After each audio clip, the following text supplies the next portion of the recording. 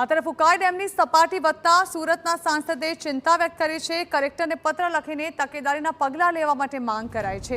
મહારાષ્ટ્ર અને મધ્યપ્રદેશમાં વરસાદથી ડેમમાં પાણીની આવક વધી છે।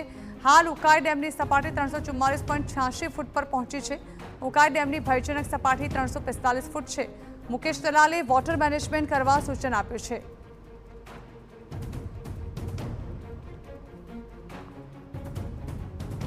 કલેક્ટરશ્રીને પત્ર લખ્યો હતો કે આવનારા દિવસોમાં મધ્યપ્રદેશમાં 3 દિવસમાં ખૂબ મોટી આગાહી છે અને એનો 10 થી 20% પાણી સુરત ઉકાઈ ડેમમાં આવશે। 80 થી 90% પાણી નર્મદા ડેમમાં જાય છે।